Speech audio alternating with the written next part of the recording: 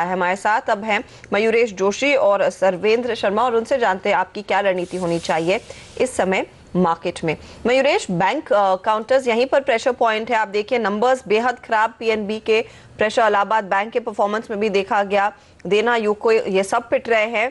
अब आपकी सलाह क्या होगी? काफी नुकसान देखने को मिला इन स्टॉक्स में, क्या एग्जिट ही कर ले निवेशक या फिर एक रीलुक किया जा सकता है? इतने सस्ते भाव पर शायद अगर कोई रिस्क उठा सकता है पैसा लगाया जाए। Afternoon Harshita ji, clearly I think जो पेन है और जो मैनेजमेंट से एक वार्तालाप हो रही है उससे क्लियर इंडिकेशन यही आ रहा है कि ये पेन परसिस्ट होगा एटलीस्ट इन Q4 टू से the least. Not withstanding that मुझे लगता है आई थिंक अगर ये क्रेडिट ग्रोथ साइकिल डिले होता है और वर्किंग कैपिटल कंस्ट्रेंट्स स्ट्रेच होती हैं तो I think this cycle can get elongated. तो मुझे लगता है जो एसेट क्वालिटी को लेके एक प्रेशर बना हुआ है सिस्टम में और बैंक्स में, स्पेसिफिकली PSU बैंक्स में, ये शायद सिस्टम में बरकरार रहेगा। और ये जो अनसर्टनिटी है एसेट क्वालिटी को लेके, क्योंकि मार्केट सिर्फ यही एक फिगर देख रहा है PSU बैंक्स का एसेट क्वालिटी और प्रोविजनिंग की कैसे आती है, और ये फिगर्स आई थिंक सॉफ्ट रहने की उम्मीद है। इसलिए I think we always desisted from public sector banks even earlier. मुझे लगता है आई थिंक वैल्यूएशंस एक दूसरी एंगल है। आई थिंक वैल्यूएशंस काफी अट्रैक्टिव हो गए हैं, बट दैट जस्टिफाई कि you can go out and buy PSU banks at this point of time? मुझे लगता है I think you can still wait and watch. ऐसे नहीं है कि प्राइवेट सेक्टर बैंक्स ने करेक्ट नहीं किया है, प्राइवेट सेक्टर बैंक्स में भी अच्छा खासा करेक्शन हुआ है, बट कहीं ना कहीं आई थिंक हमें लगता है I think over the next quarter और so I think asset quality के प्रेशर्स शायद पीक ऑफ हो जाए प्राइवेट सेक्टर बैलेंस शीट्स में and even the banks having corporate exposure. तो मुझे लगता है bunch of private sector banks and a minimal exposure towards PSU bank, specifically state bank, but you have to wait for results to come through क्योंकि everybody will watch out for how asset quality figures will pan. Okay, तो ये राय इस वक्त साफ तौर पर सरकारी banks पर। लेकिन निफ्टी में जो रिकवरी हुई 7,250 के ऊपर की फिर से थोड़ी ढीली होती हुई दिख रही है। सर्वेंद्र, उस लिहाज से आपसे राय ये लेना चाहता हूँ, होगी रिकवरी तो मैक्सिमम कितना ऊपर जा सकता है आज निफ्टी? क्या लेवल्स आपको लगता है आज के लिए जिसके पार जाना मुश्किल होगा? ठीक है, आज के मद्देनजर देखें इसको तो 7280 का जो एक लेवल है वो निफ्टी के लिए काफ़ी एक इंट्राडे में हर्डल जैसा प्रूव करेगा। But over the next 2-3 days अगर हम 7144 का लेवल होल्ड करते हैं तो निफ्टी करीब 7350 तक की ऊपर में जगह बनेगी। बट आज का जो इम्पोर्टेंट सेशन में जो इम्पोर्टेंट ऑब्जर्वेशन ये है कि 7240 का एक डिसाइसिव ब्रेक जो पिछले लो का कर दिया है निफ्टी ने, उससे ओवरऑल जो सेटअप है वो थोड़ा सा आप बोलेंगे कि हिल गया है। और अब ये है कि अब रिकवरी में काफ़ी सेलिंग आती रहेगी, बिकॉज 7240 का लो एक इंपॉर्टेंट लो था और उसको तोड़ देना एक काफ़ी इंपॉर्टेंट सी चीज़ हो गई है। और अब जब ये पुल बैक होएगा तो इसमें बिकवाली बहुत आएगी। तो 7450 के ऊपर बाजार इमीडिएटली जा पाना अभी थोड़ा सा मुश्किल होगा। नेक्स्ट हफ्ते तक में भी वो नंबर्स क्रॉस हो पाएँ, बट ये हफ्ते में तो मुझे नहीं लगता कि 7450-75 के ऊपर बाजार निकल पाएगा। ठीक बात है, तो 7450 7500 तो खैर काफ़ी दूर दिखता है और जाहिर सी बात है कि वहाँ तक पहुँचने के लिए बहुत बड़े पॉजिटिव ट्रिगर्स की ज़रूरत होगी, शायद ग्लोबल मार्केट से मिले तो मिले। हालांकि ग्लोबल मार्केट्स थोड़े बेहतर होने की कोशिश ज़रूर कर रहे हैं क्योंकि डाउ फ्यूचर्स और यूरोप, इन पर नज़र रखनी ज़रूरी है। खासतौर से उन ट्रेडर्स को जो नई मंदी की पोजीशन बनाना चाहते हैं उन्हें थोड़ा इंतज़ार करना ठीक रहेगा क्योंकि लगभग 100 अंकों पर डाउ फ्यूचर्स ट्रेड करते हुए दिख रहे हैं।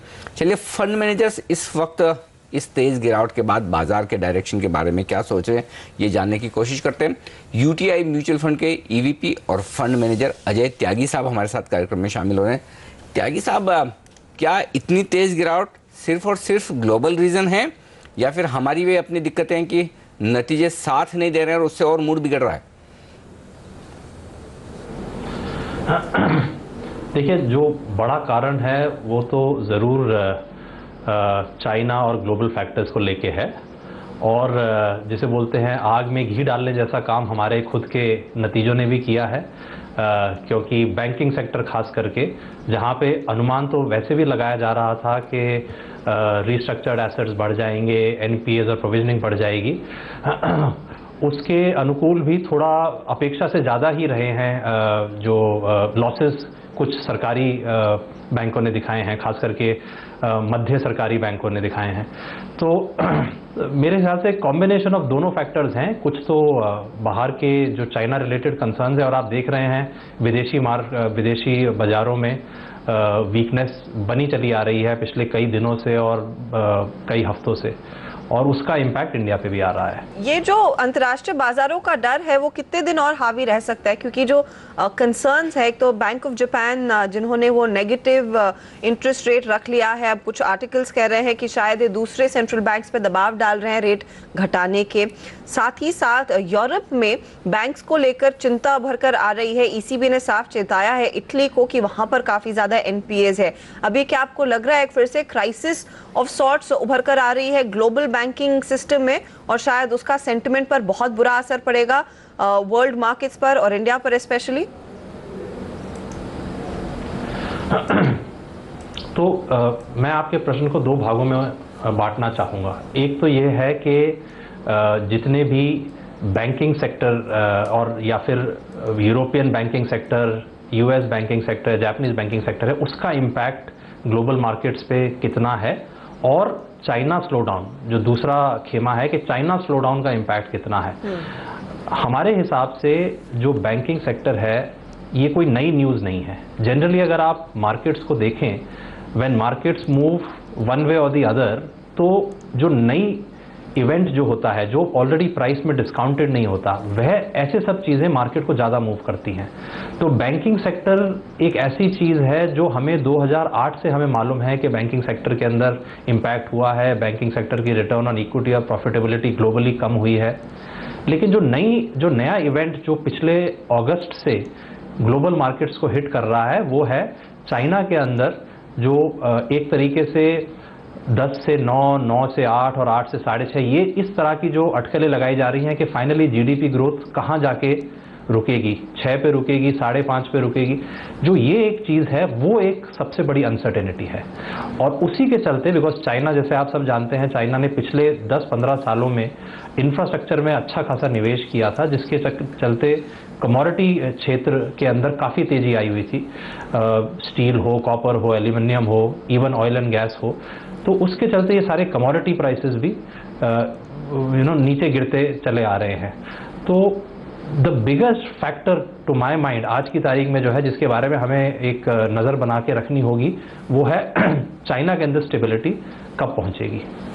ठीक बात है, तो चीन पर नज़रें ज़्यादा होनी चाहिए। लेकिन जब हम लोकल फैक्टर्स की बात करते हैं तो सबसे ज़्यादा मूड ख़राब करने वाली चीज़ जो एक दिख रही है वो है सर बैंकिंग शेयरों के, बैंक्स के नतीजे। अब जिस तरह से एसेट क्वालिटी एक के बाद एक बड़े और छोटे प्राइवेट और सरकारी सभी तरह के बैंक्स में निकल कर आ रही है, क्या लगता है सर, क्या यहाँ से भी बैंकिंग शेयरों में अभी एक तिमाही और दिक्कत वाली रहेगी? अभी भी क्या और एनपीए की समस्या बनी रहेगी, या फिर अब ये वक्त आ गया खरीदारी करने का इन शेयरों में? देखिए, ये बात आपसे और भी कई मार्केट विशेषज्ञ बोल चुके होंगे कि इक्विटी मार्केट बहुत ही फॉरवर्ड लुकिंग एसेट क्लास है। इसके अंदर जो सबसे इम्पॉर्टेंट चीज़ होती है वो ये समझना कि अगले 1, 2, 3 साल में क्या होने वाला है, और अगले 3 महीनों का जो नतीजे आएंगे वो ज़्यादा करके प्राइसेस में ऑलरेडी होते हैं। तो जैसा आपने बोला कि अगले तिमाही के जो नतीजे होंगे वो फिर से निराश करेंगे इन्वेस्टर्स को, वो सच्चाई है, क्योंकि आरबीआई ने जो रीस्ट्रक्चरिंग, जो बैंक्स को अपने एनपीएज आगे डिक्लेयर करने को बोला है, उसके लिए उन्हें 2 क्वार्टर का टाइम दिया गया है, जो कि मार्च में एंड होगा। और पंजाब नेशनल बैंक या कोई भी और बैंक बोल रहे हैं तो उन्होंने साफ साफ बताया है कि कुछ एक एसेट्स का उन्होंने अभी एनपीए डिक्लेयर किए हैं और प्रोविजनिंग की है, और कुछ एसेट्स का मार्च में करेंगे। तो मार्च में जो खराब नतीजे आएंगे हमारे हिसाब से वो ऑलरेडी मार्केट उस चीज़ को डिस्काउंट कर रही है, बिकॉज वो नोन फैक्टर है। इसके आगे और कितना ज़्यादा स्ट्रेस है वो अनुमान लगाना ज़्यादा ज़रूरी है, और वहाँ पे हमें ऐसा लगता है कि बहुत सारा जो नेगेटिव फैक्टर्स हैं मार्केट इस वक्त ऑलरेडी फैक्टर इन कर चुकी है, और मार्केट एक तरीके से टोटली नज़रअंदाज कर रही है फैक्ट के ग्रोथ बॉटम आउट ऑलरेडी हो चुकी है इंडिया में। भले ही ग्रोथ या फिर जीडीपी एक्सेलरेशन नज़र ना आ रहा हो, लेकिन फर्दर फॉल इन जीडीपी जिस तरह से चाइना में चलता आ रहा है कि साल दर साल आपके ग्रोथ रेट्स गिरते जा रहे हैं, इंडिया के अंदर 3 साल पहले ही हमने वो बॉटम फॉर्मेशन देखा था, जब हमारे जीडीपी आंकड़े 5% के दायरे में थे। वहाँ से हम धीरे धीरे उठ के 7% के दायरे में आ गए हैं, और हमेशा थोड़ा सा लैग रहता है बिटवीन दीज फैक्टर्स और corporate balance sheet getting repaired. Corporate balance sheet अपने आप में धीरे धीरे रिपेयर होनी शुरू होंगी, कैश फ्लोज कॉर्पोरेट्स के इम्प्रूव होंगे और उस तरह से वो अपने इंटरेस्ट सर्विस कर पाएंगे। तो मेरे हिसाब से तो बैंकिंग सेक्टर में काफ़ी नेगेटिव न्यूज़ ऑलरेडी प्राइस में डिस्काउंटेड है और अगले 1 या 2 साल में एटलीस्ट प्राइवेट सेक्टर बैंक्स के बारे में हम बहुत ही एक उस कॉन्फिडेंस के साथ बोल सकते हैं कि नतीजे अच्छे रहने चाहिए और पब्लिक सेक्टर बैंक्स में आपको फिर भी काफ़ी सेलेक्टिव रहना पड़ेगा। बहुत बहुत शुक्रिया त्यागी साहब हमारे लिए समय निकालकर इस चर्चा में जुड़ने के लिए। तो बात साफ है कि बैंकिंग काउंटर्स में जो बुरे दिन थे वो लगभग खत्म होते हुए दिखाई दे रहे हैं। निजी बैंकों में धीरे धीरे करके इंप्रूवमेंट आएगी, लेकिन पीएसयू बैंक्स में आपको सिलेक्टिव जरूर रहना पड़ेगा। और सिलेक्टिव रहने की बात से बैंक ऑफ महाराष्ट्र आपकी स्क्रीन पर लेकर आएंगे। 11% ऊपर है ये काउंटर। नतीजों के बाद हमने देखा है 11% से ज्यादा की तेजी स्टॉक में आती हुई। इधर कंपनी का बैंक का प्रदर्शन बेहतर दिख रहा है और खास बात यह है कि इनका जो एनपीए है वो भले ही थोड़ा सा बड़ा हो, लेकिन बैंक की जो प्रोविजनिंग के नंबर्स है वो बाजार को पसंद जरूर आ रहे हैं, इसीलिए शायद वो एक्शन देखने को मिलता है। इसमें इंटरेस्टिंग बात जो दिख रही है बैंक ऑफ महाराष्ट्र के नतीजों में कुछ भी अच्छा नहीं है, लेकिन बुरा नहीं हुआ है। और अब यही सबसे बड़ी बात है कि ये बैंक्स जहाँ लोगों को डर है कि और ख़राब होगा, अगर नतीजे या एसेट क्वालिटी वो मेंटेन भी रख पाते हैं और ख़राब नहीं करते हैं तो किस तरह से स्टॉक में बड़ी उछाल आती है। और याद रखें ये स्टॉक वायदा कारोबार में नहीं है, ऐसा नहीं कि शॉर्ट कवरिंग आ रही हो। तो कुल मिलाकर अब बैंकिंग शेयरों में ये ध्यान रखना बहुत ज़रूरी होगा कि क्योंकि आम राय बन चुकी है, ख़राब नतीजे होंगे, एसेट क्वालिटी और गिरेगी, एनपीए ग्रॉस नेट लेवल पर और बढ़ेंगे, तो जिस बैंक में नतीजों में ये बढ़त ना दिखे वहाँ पर आप बिल्कुल शॉर्ट ना रहें और अगर खरीदारी करना चाहें तो शायद वो एक मौका हो सकता है। क्योंकि जिस बैंक को अगर और एनपीए दिखाने तो अब इस तिमाही को छोड़कर अगली तिमाही के लिए इंतजार नहीं करेगा, इसी में कर लेगा। और शायद यही वजह से एक्शन वो देखने को मिल रहा है स्टॉक में। लेकिन देखिए आप ही के डिमांड पर जो हमें व्हाट्सएप मैसेज आ रहे हैं उस पर हमने सलाह ली है मनीष शर्मा की। आचीज जो स्टॉक आज 12% टूटा है, मनीष का मानना है कि स्टॉक आगे और गिरेगा तो आप बेचिए इसको। टारगेट रहेगा 20 का, स्टॉप लॉस 26 पर लगाएंगे। एक और लूजर है सुजलॉन, 7% अब नीचे, यहाँ पर भी बिकवाली की ही सलाह रही है मनीष की ओर से। टारगेट 12 का और यहाँ पर स्टॉप लॉस आप लगाएंगे 16 रुपए पर। हमारा व्हाट्सएप नंबर आपको एक बार फिर बता देते हैं 7045220000। आप हमें मैसेज कीजिए और हम जानकारों से आपके लिए उस स्टॉक पर लेकर आएंगे राय। लेकिन कुछ स्टॉक्स रेडार पर रखते हैं जहां पर आज रिजल्ट्स का एक्शन बनता हुआ दिखाई दे और खबरों का भी। और बिंदु फार्मा एक स्टॉक जहां पर यूएस एफडीए ने जो इंस्पेक्शन किया था जैन 25 से 29 के बीच, उसमें कुछ ऑब्जर्वेशंस आए और मयूरेश उस ऑब्जर्वेशन के बाद स्टॉक की 13% नुकसान में आया, धुलाई हुई।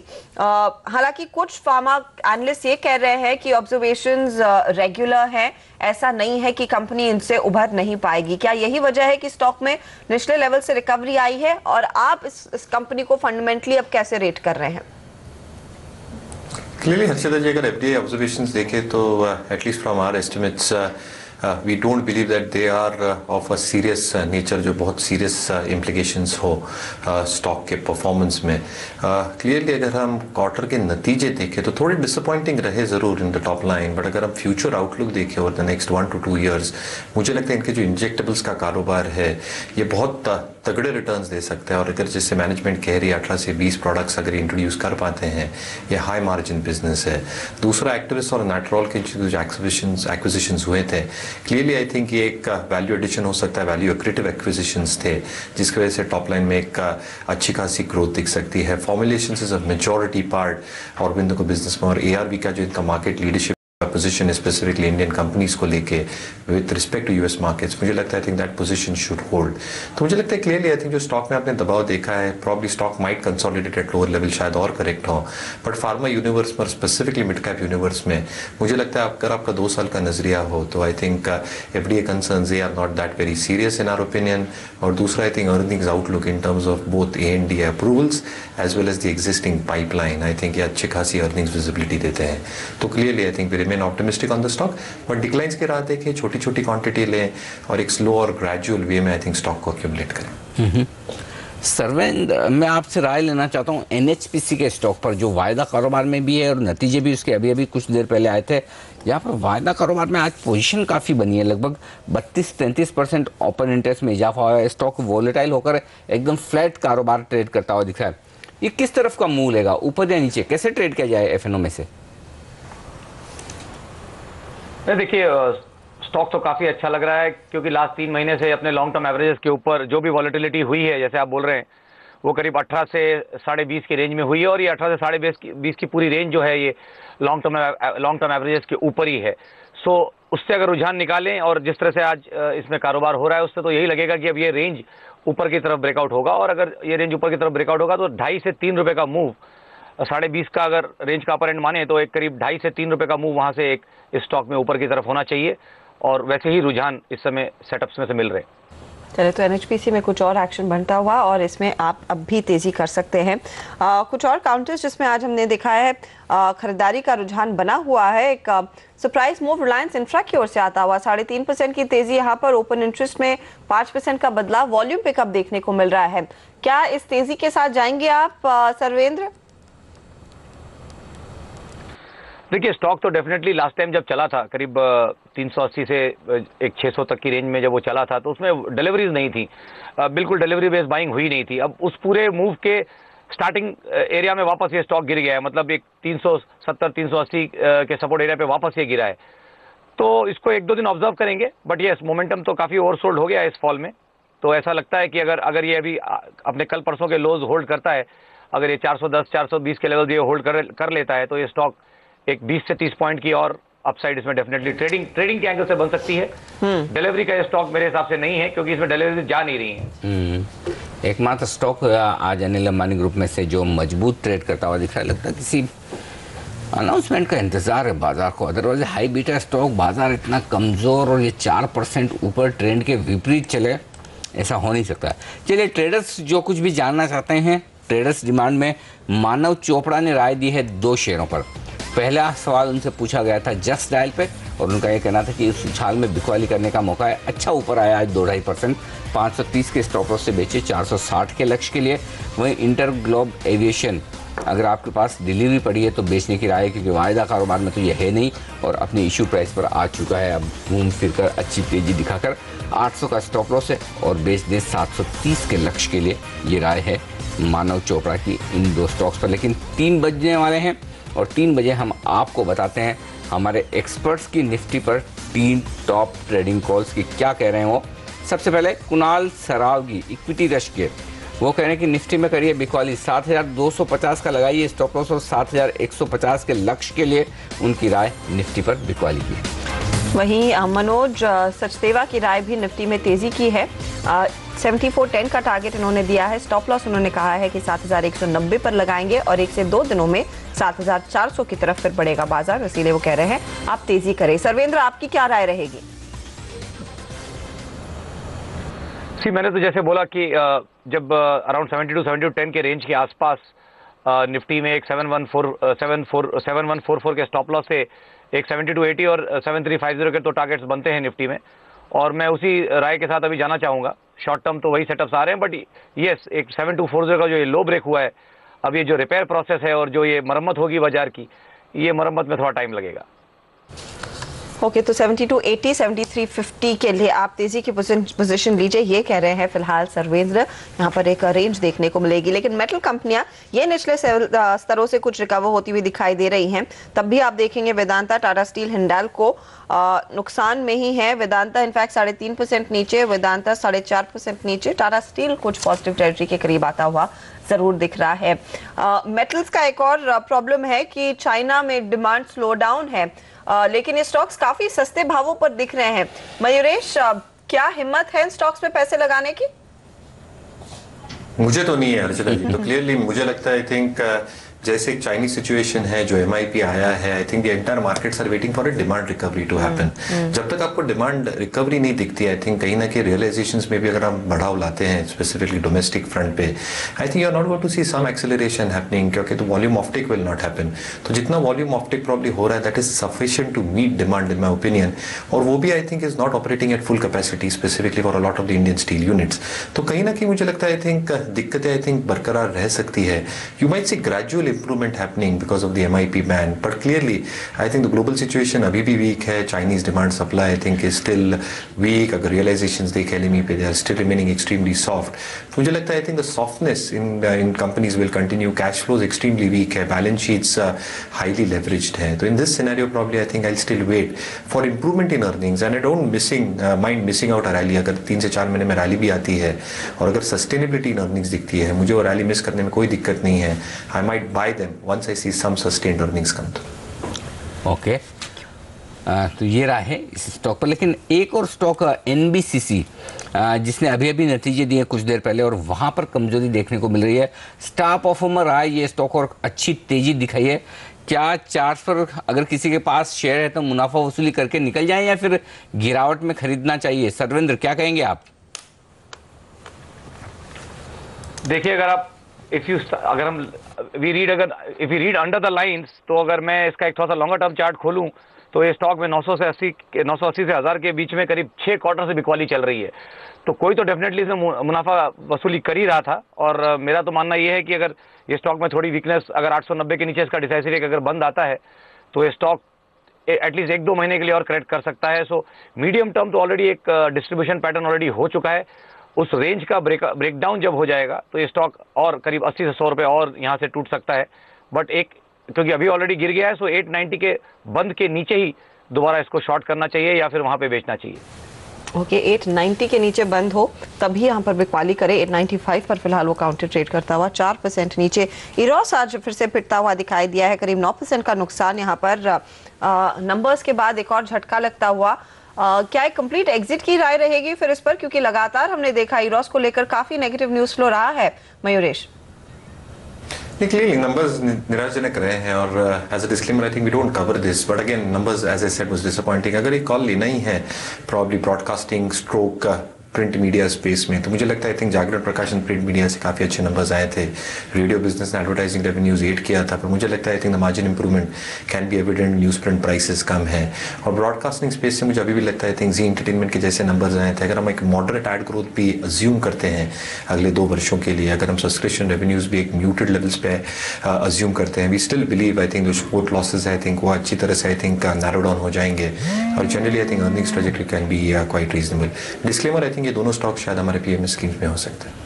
तो क्लियरली दूसरी अपॉर्चुनिटीज है. इरोस से दूर ही रहना चाहिए. वो स्टॉक 9% नीचे आज के कारोबार में साफ दिख रहा है. लेकिन कुछ और काउंटर्स आपकी स्क्रीन पर लेकर आते हैं. इंडोरामा सिंथेटिक्स नंबर्स आ चुके हैं और स्टॉक 4% ऊपर है. उसके बाद परफॉर्मेंस इस क्वार्टर में कुछ बेहतर होता हुआ दिखाई दिया है इंडोरामा सिंथेटिक्स का. वो स्टॉक देखिए अब 4% की तेजी दिखाता हुआ. इनफैक्ट नंबर्स की हम बात कर रहे हैं तो इंडिया सीमेंट यहाँ पे बहुत ही दर्दनाक प्रदर्शन था, लेकिन उसके बाद स्टॉक निचले लेवल से रिकवर करता हुआ दिखाई दिया है. जब मेरी पिछली बारी नजर गई थी स्टॉक 3% ऊपर आया था और अब फिर हम देख रहे हैं कुछ गिरावट. इनफैक्ट लो से 3% रिकवर किया था और वो स्टॉक अब फिर से 4 से 5% नीचे है. क्या एक शॉर्ट कॉल लेना ठीक है, बिकवाली करके चले इसमें सर्वेंद्र? सीमेंट तो एक ऐसा सेक्टर है जिसमें अभी थोड़े से सेटअप्स उतने क्लियर नहीं है.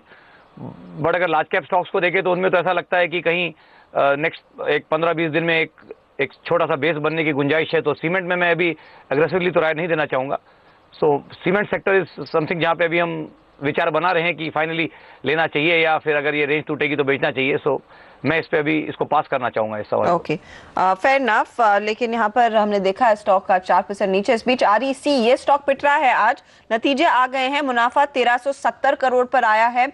हम उम्मीद कर रहे थे वो मुनाफे का आंकड़ा 1500 करोड़ से ज्यादा का रहेगा और यही वजह है कि शायद बाजार को पहले ही इंडिकेशन लग गया था कि नंबर्स इन लाइन नहीं रहेंगे, थोड़े से उम्मीद से कम रहेंगे और वो स्टॉक सुबह से ही पिट रहा है. 6% की गिरावट इसमें आती हुई. इनफैक्ट सुबह से ये काउंटर कमजोर है. 1370 करोड़ पर वो प्रॉफिट का फिगर आया है. देखना होगा यहाँ पर इनकम के नंबर्स कैसे हैं और साथ ही साथ मार्जिन्स इस कंपनी के लिए कैसी रही है और ऑफटेक क्या रहा है कंपनी का इलेक्ट्रिफिकेशन ऑर्डर्स के लिहाज से. लेकिन फिलहाल 1572 करोड़ के अनुमान के सामने 1370 करोड़ पर वो प्रॉफिट का आंकड़ा आया जरूर है. लो से थोड़ा सा रिकवरी दिखा रहा है ये काउंटर, अब सिर्फ 5% नीचे. मयूरेश, नंबर्स पर आपकी क्या एनालिसिस है? ऑफ कोर्स कुछ और डेटा हम अवेट कर रहे हैं. हम पीएफसी आरसी दोनों की बात करें तो कहीं ना कहीं आई थिंक एक सबड्यूड परफॉर्मेंस की उम्मीद थी एक क्वार्टर में। एक्सपेक्टेशंस यही है कैसे कि जैसे वो डेट प्रॉब्ली एक शिफ्ट होता है बर्डन फ्रॉम स्टेट यूटिलिटी या बोर्ड्स, आई थिंक कैसे रिकवरी होती है और हेल्थ कैसे नजबैक होती है ये यूटिलिटीज की, क्योंकि अच्छी खासी डेट है बुक्स पे। तो मुझे लगता है जैसे प्रोविजनिंग के आंकड़े आएंगे, आई थिंक प्रोविजन का आंकड़ा देखना बहुत जरूरी होगा because they have to do provisioning which is mandatory now. तो I think REC has been providing for that, but provisioning का आंकड़ा और टैक्स का आंकड़ा ये दो चीजें देखनी बहुत जरूरी हो गया। I think so line by line item पीएलएन में देखना बहुत जरूरी है companies like REC and PFC. Okay, ये है फिलहाल राय। आरईसी अब 5.5% ही नीचे है। देखना होगा यहाँ पर क्या और फाइन प्रिंट आ रहा है। NII यानी कि ब्याज से आय जो कंपनी की है वो अनुमान से थोड़ी सी कम रही है। 2281 करोड़ 2397 करोड़ का आंकड़े का अनुमान था। वो स्टॉक आपकी स्क्रीन पर। आरईसी पीएफसी दोनों वायदे बाजार के ट्रेडेड स्टॉक्स, दोनों में कमजोरी है। सर्वेंद्र, कैसे ट्रेड लें इस समय? देखिए, दोनों स्टॉक डेफिनेटली एक शार्प डाउन ट्रेंड में है और दोनों का मीडियम टर्म स्ट्रक्चर थोड़ा सा वीक है। अब बात यही है कि आरईसी पीएफसी दोनों अपने 2011-12 के लोस से अराउंड 10% की दूरी पे हैं, सो वो तो डेफिनेटली टेस्ट हो सकते हैं price areas, specially in the case of REC around 145-150 ऐसा लग रहा है कि दोबारा टेस्ट होगा और उस टेस्ट होने के बाद ही अगर बेस बनना है तो बन पाएगा। तो मेरे हिसाब से तो अभी और एक 7 से 10% का और गिरावट इन दोनों स्टॉक्स में पॉसिबल है, उसमें एक 15 से 20 दिन का टाइम लग सकता है। ओके, और गिरावट आएगी तो शायद शॉर्ट किया जा सकता है इन दोनों ही काउंटर्स को। लेकिन सीएनबीसी आवाज की एक एक्सक्लूसिव खबर आपकी स्क्रीन पर आ रही है। TRAI ने टेलीकॉम कंपनियों को एक चिट्ठी लिखी है और साथ खासतौर से ये डिफरेंशियल प्राइसिंग के लिहाज से मेरे ख्याल में चिट्ठी लिखी गई है। नियमों को लागू करने को कहा गया है TRAI की ओर से। ज्यादा जानकारी ले लेते हैं कि क्या लिखा गया है और मेन मुद्दा क्या है। लक्ष्मण, जब वो डिफरेंशियल प्राइसिंग पर नियम TRAI के आए और उन्होंने साफ कहा कि वो डिफरेंशियल प्राइसिंग के पक्ष में नहीं है, ना ही फ्री बेसिक्स को अलाउ करेंगे, लोगों में डर था कि शायद कंपनियां इनको चकमा दे पाए। क्या उसी को रोकने के लिए चिट्ठी लिखी गई है? क्या जानकारी आपके हाथ लगी है?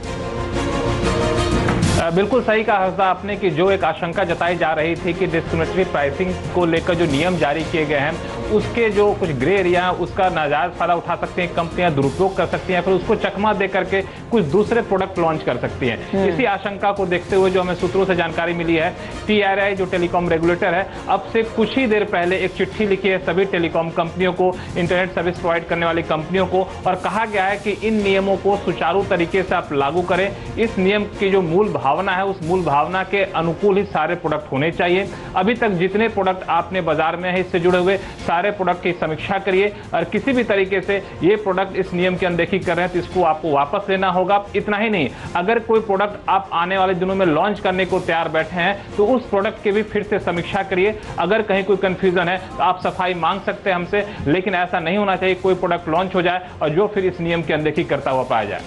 लेकिन क्या जरूरत पड़ी है इस चिट्ठी लिखने की? क्या TRAI को ऐसे संकेत मिल रहे थे कि ये कंपनियां कुछ फायदा उठा सकती है लूप होल्स का? मुझे लगता है कुछ ऐसे संकेत TRAI को जारी नियम करने के बाद मिले हैं और नियम बनाने से पहले भी उनको आशंका थी कि शायद इस नियम को चकमा देकर कुछ कंपनियां प्रोडक्ट लॉन्च कर सकते हैं और यही वजह है कि चिट्ठी लिखी गई है। TRAI ने जो नियम बनाया उसके बाद जिस तरीके से खबरें आई ऐसा लग रहा था कि टेलीकॉम कंपनियां कुछ रास्ते निकाल रही हैं उस नियम के लूपहोल्स को देखते हुए। जैसे नियम में एक चीज कही गई थी कि जो क्लोज नेटवर्क है, क्लोज ग्रुप नेटवर्क, वहां पे आप अपने किसी भी तरह के ऑफर दे सकते हैं, फ्री में ऑफर दे सकते हैं, सस्ते ऑफर दे सकते हैं। ऐसी खबरें आई कि कई टेलीकॉम कंपनियां इस क्लोज ग्रुप नेटवर्क के नियम का फायदा उठाते हुए कुछ ऐसे प्रोडक्ट लॉन्च कर सकती हैं और कुछ प्रोडक्ट को अपने क्लोज ग्राहकों को कुछ क्लोज नेटवर्क पर रख सकती हैं। इन सब की आशंका को देखते हुए TRAI ने चिट्ठी लिखी और सूत्र हमें भी बता रहे हैं कि चिट्ठी के अलावा भी TRAI ने साफ कह दिया है और साफ मन बना लिया है कि अगर कोई भी प्रोडक्ट इस नियम की मूल भावना के खिलाफ होता है तो उसको अलाउ नहीं किया जाएगा और इस बात का प्रावधान नियम में किया भी गया है कि मूल भावना के अनुकूल ही सारे प्रोडक्ट होने चाहिए, भले ही अक्षरशः उसका पालन ना हो। शुक्रिया लक्ष्मण इस जानकारी के लिए। तो TRAI ने कुछ ही देर पहले वो चिट्ठी लिखी है तमाम टेलीकॉम कंपनियों को और उसका सार लक्ष्मण रॉय बताते हुए। आप देखिए इन काउंटर्स में वैसे भी दबाव देखने को मिला है। मयूरेश, अब ये मामला काफी सीरियसली लेना पड़ेगा कंपनियों को, क्योंकि डेटा में इनका अच्छी खासी रेवेन्यूज आ रहे थे, लेकिन पिछले 1-2 क्वार्टर से वो भी सफर होने लगे हैं। अब TRAI कह रहा है कि नो डिस्क्रिमिनेटरी प्राइसिंग, आप नियमों को पालन करें। ऐसे में अगर ये उम्मीद कर रहे थे कि कुछ डेटा पैक्स के प्राइसेस बदल कर ग्राहकों को लुभाएं, वो भी नहीं होगा। आई थिंक अगर ये लेटर निकला है और ये लेटर का उद्देश्य है तो I think yes, I think that spirit should be followed by telecom companies. लेकिन जैसे आप राइटफुली कह रहे थे, I think volume traffic growth दिख रही है, वॉल्यूम आरपूज में आई थिंक गिरावट है। डेटा में प्रॉब्ली एक इंक्रीज दिख रहा है कंट्रीब्यूशन में, लेकिन डेटा आरपूज में एक शार्प रिडक्शन सा दिख रहा है और एक स्लो और ग्रेजुअल फॉल सा दिख रहा है। तो मुझे लग रहा है कहीं ना कहीं they have a double whammy coming into play. I think ARPUs are coming down, volume in fact voice और डेटा के ऊपर। दूसरी बात I think spectrum payouts की जो एक भारी भरकम दबाव पड़ रहा है बैलेंस शीट के ऊपर, I think that is going to be substantial. 700 megawatts की जैसी प्राइसिंग है 11,000 करोड़ के आसपास। I think if that pricing stage and if that to bid at that pricing, मुझे लगता है एक एडिशनल बर्डन आ सकता है। और तीसरा आई थिंक रिलायंस जियो का लॉन्च, तो मुझे लगता है I think all these factors will play on telecom companies. इसलिए बार बार मैं यही कह रहा हूँ for the past so many months, I think telecom companies will keep on under performing और शायद ये अंडर परफॉर्मेंस जारी रहेगा एटलीस्ट फॉर अ क्वार्टर और 2। ओके, तो थोड़ा यहाँ पर मुश्किल समय आता हुआ दिखाई दे सकता है इन टेलीकॉम कंपनियों के लिए। लेकिन अब फोकस करते हैं कुछ ऐसी कंपनियों पर जिनके नतीजों का इंतजार बाजार को है और ये नंबर्स कल आने वाले हैं, थर्सडे को आने वाले हैं। आप कह सकते हैं कल का दिन काफी एक्शन वाला रहेगा, क्योंकि निफ्टी की 6 कंपनियां, state bank of India, ONGC, भेल, टाटा मोटर्स, हीरो मोटोकॉर्प, कोल इंडिया, ये सभी कंपनियां अपने नतीजे पेश करेंगी। और क्या उम्मीद कर रहा है बाजार, इस पर एक चेक लेते हैं। हमारी रिसर्च टीम हमारे साथ जुड़ गई है। आशीष, मुग्धा, पूजा से जानेंगे क्या एक्सपेक्ट किया जाए। सबसे पहले, क्योंकि आज बैंक की धुलाई हो रही है, स्टेट बैंक ऑफ इंडिया, पूजा बताइए नतीजों में किस बात पर ध्यान दिया जाए, कैसे रहेंगे नंबर्स? नतीजों में एसेट क्वालिटी पर ही इस बार फोकस रहेगा, क्योंकि पीएनबी में जिस तरह से एसेट क्वालिटी में इतनी ज़्यादा एक शार्प बढ़त देखने को मिली थी पीएनबी के एनपीए में, इस बार भी एसबीआई से उम्मीद की जा रही है कि यहाँ पर भी काफ़ी बड़ी दिक्कत देखने को मिल सकती है। पिछले क्वार्टर से अगर हम कंपेयर करें तो एसबीआई ने कोशिश की थी नंबर्स अपने स्टेबल करने की, लेकिन जो नेट स्ट्रेस्ड लोन थे वो बढ़ते ही जा रहे थे, लगातार उसमें बढ़त हो रही थी। और एसबीआई का जो एक्सपोजर है वो इन तमाम स्टील कंपनी जैसे कि इलेक्ट्रो स्टील, IVRCL और ज्योति स्ट्रक्चर, इन तमाम कंपनीज में एसबीआई का एक्सपोजर काफ़ी ज़्यादा है। तो जिस तरह से हालत पीएनबी की खराब होते हुए नजर आई थी, एसबीआई से भी उसी तरह के खराब नतीजों की हम उम्मीद करें। 4% के आसपास वैसे ही ग्रॉस एनपीए हैं, यहाँ से करीब 7-8% के एनपीए लेवल्स देखने को मिल सकते हैं। प्रोविजनिंग में भी काफ़ी ज़्यादा बढ़त देखने को मिलेगी और हमारा अनुमान है कि इसी की वजह से मुनाफे में दबाव देखने को मिल सकता है। 10% की बढ़त हम मुनाफे में उम्मीद कर रहे हैं। ओके, लेकिन एसबीआई के अलावा एक और दिग्गज टाटा मोटर्स, ये भी दूसरा बहुत ही पिटा हुआ स्टॉक है जिसके कल नतीजे आने वाले हैं। मुग्धा बताइए क्या है अनुमान? सबसे बड़ी बात तो ये कि JLR पे ही सबकी नजर रहेगी कि वहां पर किस तरह के नतीजे आए हैं। तो कंसोलिडेटेड लेवल पे हम बता देते हैं, मुनाफा हम उम्मीद कर रहे हैं कि 13% कब आएगा, आए जरूर 4% बढ़ने की उम्मीद है। मुनाफे की एक्सपेक्टेशन है कि वो 3,100 करोड़ पर निकल कर आएगी और रेवेन्यू 72,800 करोड़ पर आने की उम्मीद है। अब ऑपरेटिंग प्रॉफिट मार्जिन पर प्रेशर रहेगा, 14.3% पर थे वो लास्ट ईयर, वो इस बार 13.5% पर आने वाले हैं। JLR के मार्जिन जो इसके पहले वाला तिमाही था उस पर बहुत ज्यादा प्रेशर देखने को मिला था, वो कोलैप्स किए थे ऑलमोस्ट 12.2% पर। That's the word that all the analyst use. लेकिन अब इस बार थोड़ा सा इंप्रूवमेंट लास्ट क्वार्टर से होगा, लेकिन बहुत बड़ा इंप्रूवमेंट की संभावना नहीं है। पिछले साल के कंपैरिजन में इस बार भी मार्जिन कम रहेंगे। साथ ही आपको ये भी बता दूं, चाइना के जो हेडविंड्स थे, जो उनको चाइना में परेशानी झेलनी पड़ रही थी, वो कुछ कम जरूर हुई है। दिसंबर क्वार्टर में 10% का इंक्रीज वॉल्यूम में देखने को मिला है, तो वो एक रिस्पाइट होगा और डोमेस्टिक मार्केट भी बेहतर कारोबार कर सकता है, क्योंकि रिप्लेसमेंट डिमांड आती हुई दिख रही है कमर्शियल व्हीकल सेगमेंट में। हाँ, तो स्टॉक देखिए आज 6% नीचे है, ज्यादा एक्सपेक्टेड नहीं है कि परफॉर्मेंस सुधरेगा। लेकिन आशीष, ONGC ये भी काउंटर दबाव के घेरे में है, मुनाफे के आंकड़े कैसे रह सकते हैं, कैसी रहेगी तिमाही? देखिए ऑब्वियस है, जिस तरह से कच्चे तेल की कीमतें, मैं नंबर्स को तिमाही दर तिमाही कंपेयर करने वाला हूं, तो सीक्वेंशली कच्चे तेल की कीमतें गिरी हैं, गैस प्राइसेस आपने देखा होगा दबाव है, तो इस बार सबड्यूड या जो हम कहते हैं कमजोर तिमाही वो एक्सपेक्टेड है। हालांकि सब्सिडी पे आउट इस बार बहुत कम होंगे। नेट ऑयल रियलाइजेशन जो होंगे उसमें तिमाही दर तिमाही 10% के आसपास का फॉल होगा, और मेजरली क्योंकि कच्चे तेल की कीमतें गिरी हैं। प्रॉफिटेबिलिटी में 28% के आसपास का दबाव एक्सपेक्टेड है तिमाही दर तिमाही। हालांकि बाजार की नजर रहेगी किस तरह से वॉल्यूम्स में इजाफा होता है, आगे का केपेक्स गाइडेंस क्या है कंपनी का, और खास तौर पर जिस तरह से कच्चे तेल की कीमतों में कोलैप्स देखने को मिला है, ओएनजीसी विदेश को लेकर कंपनी की स्ट्रैटेजी पर। ओके, तो ये नंबर है ओएनजीसी के।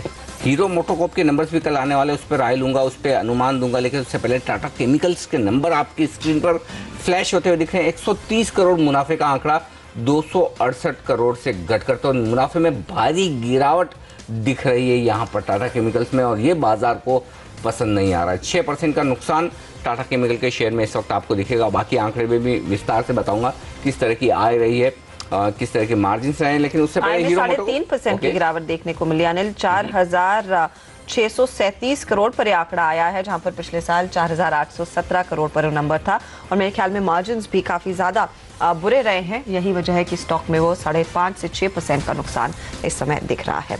लेकिन एक और ऑटो दिग्गज हीरो मोटोकॉर्प कल नतीजे पेश करेगा। क्या पिछली बार तो मुग्धा मार्जिन्स बड़े तगड़े आए थे, 15% के पार निकले हीरो मोटोकॉर्प में, इस बार क्या अनुमान है? इस बार उतने बेहतर मार्जिन की उम्मीद नहीं है, क्योंकि अगर आप तीसरी तिमाही में कंपनी के वॉल्यूम्स देखें वो काफी ज्यादा कम रहे हैं। जो आंकड़े आ चुके हैं उसके मुताबिक मात्र 2.3% की वॉल्यूम ग्रोथ देखने को मिली है Q3 में। तो हम एक्सपेक्ट कर रहे हैं कि रेवेन्यू 5.8% बढ़ेगा, ऑपरेटिंग प्रॉफिट मार्जिन 15.3% पर निकल कर आएंगे, और वो बेटर है 2% से, लेकिन माफ कीजिएगा, लेकिन जिस तरह से तिमाही दर तिमाही इंप्रूवमेंट हम लगातार देख रहे थे, तो वो ज्यादा इंप्रूवमेंट आपको देखने को नहीं मिलेगी। हालांकि बेहतर बात यह है कि क्योंकि ये भारत में है, जिस तरह से जो कमोडिटी प्राइसेस नीचे आए हैं उसका क्लियरली फायदा इनको इस क्वार्टर में भी देखने को मिलेगा। बट वॉल्यूम फ्रंट पर हम डिसअपॉइंट होंगे, वॉल्यूम्स यहाँ पर कमजोर ही हैं, क्योंकि रूरल डिमांड अब भी बहुत कम है, और 50% हीरो मोटो का जो कारोबार है वो रूरल एरिया में ही होता है। 2 प्रोडक्ट्स इनके लॉन्च हुए हैं, मेट्रो एज और डुए, और दोनों से उम्मीद है, वो स्कूटर सेगमेंट के प्रोडक्ट्स हैं, उनके ऊपर एड स्पेंड भी बढ़ा होगा, और साथ ही वो बेहतर कारोबार जरूर कर रहे हैं। मार्केट शेयर स्कूटर सेगमेंट में वापस थोड़ा और बढ़ाने की मदद मिलेगी। आपको बता दें, जो इनका कंपटीशन है होंडा, जो स्कूटर सेगमेंट में बहुत एक्टिव है, उससे इन्होंने कुछ मार्केट शेयर गेन भी किया है। चले तो देखना होगा कि मार्केट शेयर में वाकई में कितनी बेहतरी देखने को मिली, और रूरल मार्केट की जो चिंता पिछले क्वार्टर में थी, क्या वो इस बार भी कंपनियों पर दबाव डाल रही है। लेकिन कोल इंडिया, ये एक स्टॉक जिसमें पिछले 2-3 दिनों से हमने देखा लगातार बिकवाली के ही सौदे आते हुए दिखाई दे रहे हैं। आशीष, क्या उम्मीद कर रहा है बाजार, ये तिमाही कैसी रहेगी? देखिए, तीसरी तिमाही में प्रोडक्शन 9.5%, ऑफ टेक में 10.5% के आसपास का उछाल था, तो आय में उसका फायदा मिलेगा। हम एक्सपेक्ट कर रहे हैं ऑलमोस्ट 9.25% साल दर साल आय इंप्रूव होगी।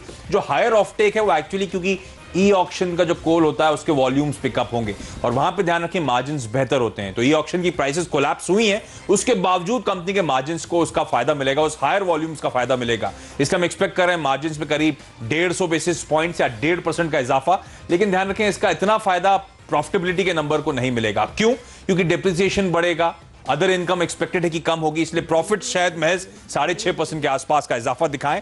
पर ध्यान रखें, मैं प्रॉफिटेबिलिटी दबाव की बात कर रहा हूं, उसके बावजूद तमाम दिग्गज मेटल और माइनिंग कंपनीज में शायद सबसे बेहतर नंबर्स आपको इसी कंपनी के नजर आएंगे। ओके, तो ये हैं सारे के सारे अनुमान।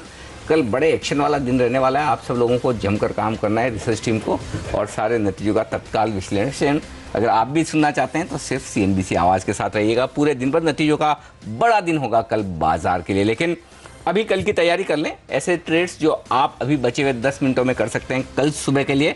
BTST या फिर STBT। विशाल मलकान.com के ये कह रहे हैं कि टाइटन खरीद के जाइए 364 के स्टॉप लॉस के साथ, 390 का लक्ष्य रखिए आप कल के लिए। अदानी पोर्ट्स आज काफ़ी गिरा है ये स्टॉक, 3.5% निफ्टी का हिस्सा है, यहाँ पर खरीदारी का लेवल आ चुका है, 197 का स्टॉप लॉस और 212 के लक्ष्य के लिए। सर्वेंद्र श्रीवास्तव हमारे साथ है। सर्वेंद्र, आपकी राय क्या रहेगी, BTST या STBT? मेरे पास एक तो STBT का ट्रेड है जो है एशियन पेंट्स, इसको बेचना चाहूँगा। करीब फ्यूचर्स में अराउंड 883 के आसपास चल रहा है, अराउंड 871 के टारगेट्स रख सकते हैं कल के लिए, और 890 के ऊपर इसमें स्टॉप लॉस रख सकते हैं, 890.60 का इसमें एक स्टॉप लॉस रख सकते हैं। और एक स्टॉक रहेगा बाय साइड का, जो है एक्सिस बैंक। सो एक्सिस बैंक को बाय करें, और तकरीबन अगर मैं स्पॉट के लेवल देख रहा हूं तो स्टॉक करीब 394.50 के आसपास चल रहा है। करीब 402 403 के टारगेट्स ऊपर में स्पॉट के हिसाब से मेरे बनते हैं, और इसमें एक छोटा स्टॉप लॉस 389 के नीचे लगा सकते हैं। ओके, तो एक्सिस बैंक में तेजी और यहाँ पर एशियन पेंट्स में बिकवाली कर रही है फिलहाल राय है सर्वेंद्र की। कुछ और काउंटर्स आपकी स्क्रीन पर लेकर आते हैं जहाँ पर हमने देखा पिछले 1 घंटे में अब बिकवाली ज़्यादा आती हुई दिखाई दे रही है। उसमें आप देखेंगे छोटी कंपनियों में ज़्यादा नुकसान दिख रहा है, वोल्टास फिसल रहा है और ये काउंटर 5% नीचे है। पिछले आधे 1 घंटे में 1.5% से ज़्यादा का नुकसान इसमें आया है। बिरला कॉप में हमने देखा वो सेल साइड की पोजीशंस लगातार बनती हुई दिखाई दे रही है। सीमेंट कंपनियों के लिए खराब दिन है आज। Birla corp, prism cement, Indian cement, इन सब काउंटर्स में हमने देखा है प्रेशर बना हुआ है और एसीसी अंबुजा पर भी नजरें रहेंगी। नंबर्स का इंतजार बाजार को है। सीमेंट को लेकर कुछ लोग बुलिश जरूर थे, लेकिन मयूरेश क्या रीलुक होगा उस स्ट्रैटेजी पर, क्योंकि नंबर्स सफर कर रहे हैं और लार्जली कंस्ट्रक्शन एक्टिविटी में भी इतना पिकअप नहीं देखने को मिला जितनी लोगों ने उम्मीद की थी। क्लियरली हर्षिता जी, एक होप ट्रेड है और होप यही है कि आई थिंक डिमांड रिकवरी अगले 1 से 2 क्वार्टर में आनी चाहिए, और अगर ये डिमांड रिकवरी आती है तो क्लियरली आई थिंक जो वॉल्यूम ऑफटेक होता है सीमेंट कंपनियों का उसमें एक इंप्रूवमेंट दिखेगी। जितनी केपेक्स एक्टिविटी सीमेंट कंपनियों ने अंडरटेक की थी लास्ट कुछ सालों में, I think they are almost at the end of their capex cycle. तो कहीं ना कहीं I think it is just an expectations of demand recovery coming through, जिससे वॉल्यूम्स इंक्रीज होंगे, रियलाइजेशन स्टेबल हो सकते हैं। हालांकि I think realisation south based companies के लिए अच्छे थे और बाकी के आई थिंक रीजन्स के लिए थोड़े सबड्यूड थे। If this demand recovery happens, I think the recovery can be quite humongous. तो मुझे लगता है आई थिंक सीमेंट कंपनियों पे होप ट्रेड अभी भी जारी है। आई थिंक जो गवर्नमेंट के रिफॉर्म्स हैं इंफ्रास्ट्रक्चर को लेके, हाउसिंग को लेके, they start playing fruit, I think cement कंपनियों का एक जो फायदा होगा और FY17 FY18 can be quite telling. तो मुझे लगता है आई थिंक अल्ट्राटेक के जैसे नतीजे आए थे वाज क्वाइट इंप्रेसिव।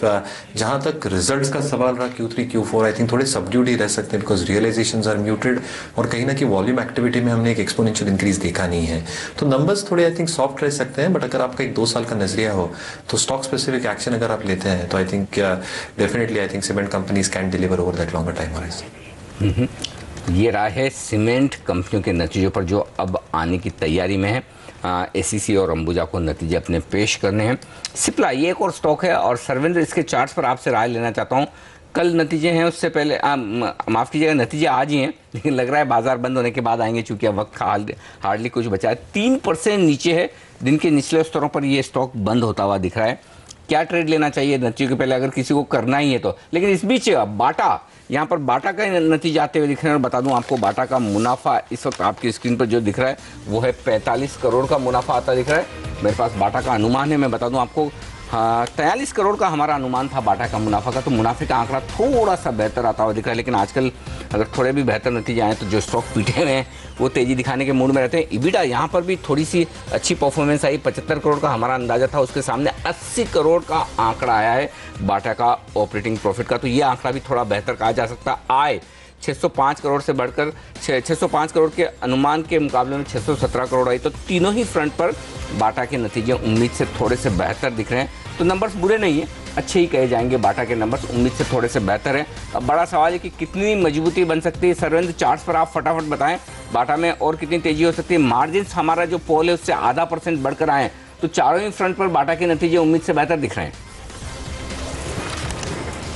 देखिए, आपके दोनों सवालों का मैं एक एक करके जवाब देता हूं। बाटा तो डेफिनेटली अगर आप देखें लास्ट तीन एक महीने से करीब 480 में उसमें डेफिनेटली बाइंग है और उसमें डेफिनेटली कोई लार्जर फंड्स बाइंग कर रहे हैं, बिकॉज 3 महीने से उसने 480 का आंकड़ा कभी ज़्यादा दूरी से तोड़ा नहीं है। हमेशा जब भी वहाँ गया है हमेशा वहाँ से बाउंस आया है। सो ये स्टॉक तो 520-530 के टारगेट्स आपको नेक्स्ट बाउंस में दे देगा।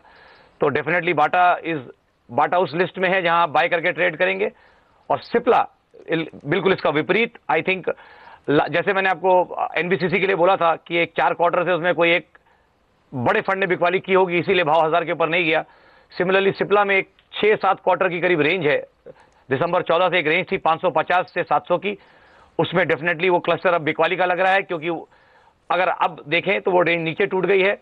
इसका मतलब है कि वो क्लस्टर हाइंडसाइड में बिकवाली का क्लस्टर था और अब वो जो रेंज नीचे टूट रही है, तो करीब 80 से 100 पॉइंट बाटा, 550 से अगर आप माइनस करें तो एक 450-460 की रेंज में सिप्ला उस रेंज में 450-460 की रेंज तक और गिर सकता है, और वो रेंज आज ही टूटी है, वॉल्यूम्स भी अच्छे हैं, तो सिप्ला को बाउंस में बेचना चाहिए। 450 460 ये लेवल्स कह रहे हैं आप सिप्ला के लिए?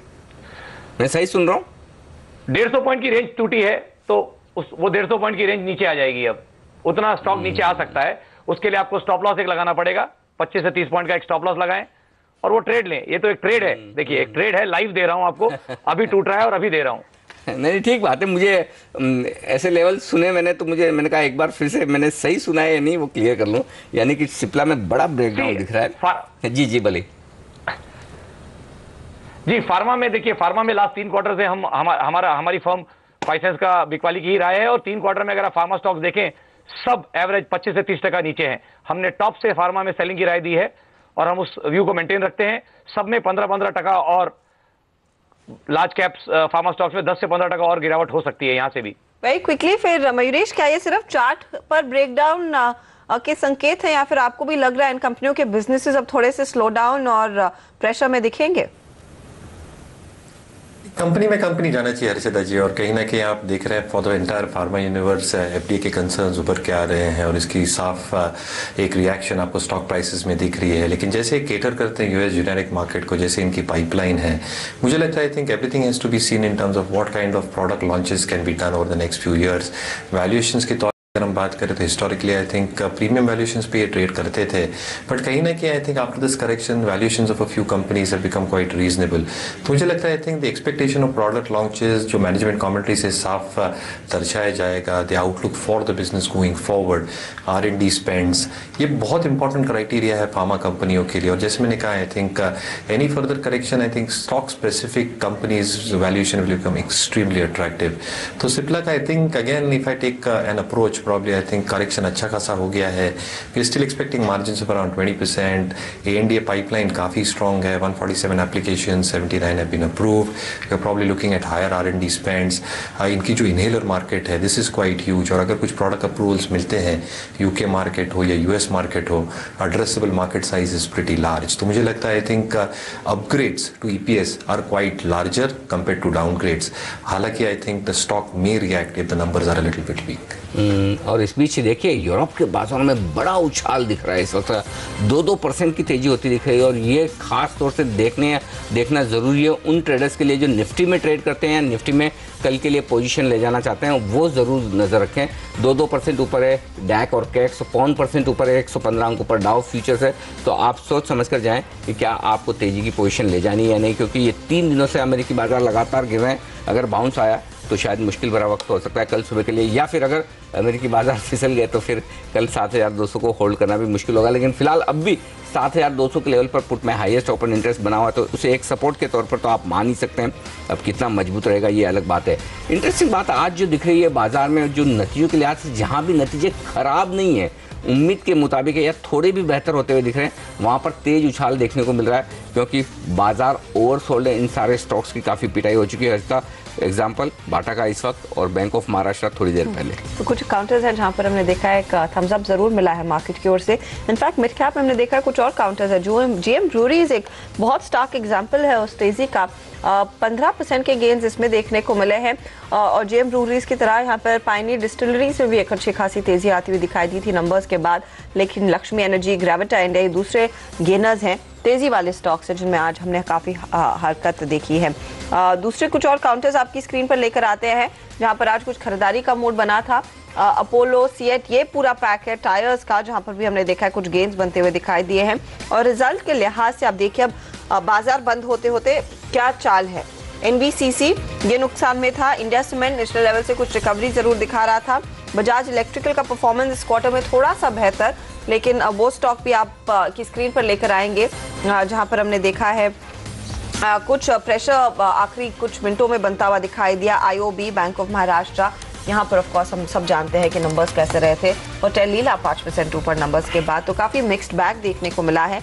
लेकिन कुल मिलाकर अनिल क्लोजिंग जो है वो एक नेगेटिव नोट पर ही, और मेरे ख्याल में सेंसेक्स निफ्टी के लिए 20 महीनों के लोस पर ही वो क्लोज आता हुआ दिखाई देगा। 7222 पर निफ्टी ट्रेड करता हुआ 76 अंकों की गिरावट यहाँ पर देखने को मिल रही है। और सेंसेक्स देखिए आज 250 पॉइंट नीचे है, 7177। ये था दिन का लो, वहां से हम रिकवर जरूर कर पाए लेकिन ज्यादा दूर नहीं गए। 72.20 के आसपास ही दिन की समाप्ति होती हुई दिखाई दे रही है। मिड कैप हो, बैंक निफ्टी हो, इनमें भी 1 से 2% का नुकसान देखने को मिला है। चलो फाइनली बंद हो गए बाजार, ये अच्छी बात है कि अब और गिरेंगे नहीं। तो कुल मिलाकर आज का ट्रेड यहीं पर समाप्त। जो आज का लो बनाया निफ्टी ने वो बताना ज़रूरी है आपको। 7177 7177 और बंद हुए हैं हम 7221 के आसपास। प्रोविजनल क्लोजिंग में हो सकता है 5-7 पॉइंट हम थोड़ा और ऊपर आ जाएं, 7225-30 के आसपास क्लोजिंग दे, जिस तरह का संकेत है वो एक चीज़ साफ दिख रही। लेकिन जो 16 मई 2014 को इलेक्शन के रिजल्ट आए थे, चुनाव के नतीजे, उस दिन के जो लेवल हैं वो लेवल फिर से आ चुके हैं निफ्टी पर, सेंसेक्स पर। उन लेवल्स पर बाजार बंद होते हुए दिख रहे हैं। तो आप समझ सकते हैं किस तरह की तेज़ गिरावट हुई है। सबसे बड़ी दिक्कत जो है वो है बैंक निफ्टी की। सेंसेक्स और निफ्टी ने तो चलिए 7240 का लो बनाया हुआ था, उसको तोड़कर थोड़ा नीचे बंद हुआ है। लेकिन बैंक निफ्टी को देखिए 14750 के लो से 150 अंक नीचे जाकर बंद हुआ है। बैंक निफ्टी 14500 के लेवल के बेहद करीब पहुंचा। तो वहाँ पर आज फिर से 2% का नुकसान है। और कुछ एक रिकवरी जो निचले स्तर से दिखी भी है वो बैंकिंग शेयरों में नहीं दिखी है। बाकी थोड़े से स्टॉक्स खरीदारी का रुझान दिखाते हुए नजर आए, वो ज़रूर है। आइए आज जो नतीजे आए उन पर आपको एक क्विक रिएक्शन दे दूं। REC 6% नीचे, IOB 6% नीचे, टाटा केमिकल्स 6% नीचे, NBCC 6% नीचे, ऑटोमोटिव एक्सेल 5% नीचे, थैमिस मेडिकेयर ये एक और स्टॉक है 5% नीचे, इंडिया सीमेंट 5% नीचे। ये सारे स्टॉक्स आपकी स्क्रीन पर आएंगे। वंडरला हॉलीडे 3% नीचे, अरविंद इंफ्रा, अरविंद लिमिटेड नहीं, अरविंद इंफ्रा ये 10% के निचले सर्किट पर जाकर बंद हुआ है। वहीं मजबूत नतीजों के लिहाज से अगर कहीं एक्शन है तो बैंक ऑफ महाराष्ट्र 9% ऊपर, होटल लीला 5% ऊपर। हालांकि नतीजों में एक वन टाइम इनकम का योगदान काफ़ी कुछ है। ITI 5% ऊपर और सुबेक्स 3% ऊपर। ये हैं स्टॉक्स नतीजों के दम पर आज के परफॉर्मर। तो इस क्लोजिंग पर ऑफ कोर्स आपने कहा एक पुल बैक आएगा सर्वेंद्र, लेकिन कितने पुल बैक पर आप भरोसा करेंगे Mayuresh? Clearly, I think, Harshita ji, we'll react to how the global markets are reacting और हम मिरर करेंगे global markets का performance। तो मुझे लगता है अगर एक positive closing आती है यूरोपियन और US markets में तो we might just come back to 100-200 points। I think short term view देना मेरे को I think जमता नहीं है, but clearly I think market soft रहने की उम्मीद है at least till the budget। Okay, वक्त है दोनों ही एक्सपर्ट से विदा लेने का। मयूरेश और साथ ही सर्वेंद्र, शुक्रिया आखिरी सौदा में हमारे साथ जुड़ने के लिए और बाजार तमाम स्टॉक्स पर अपनी राय हमारे दर्शकों तक पहुंचाने के लिए। रिजल्ट स्टॉक 2020 का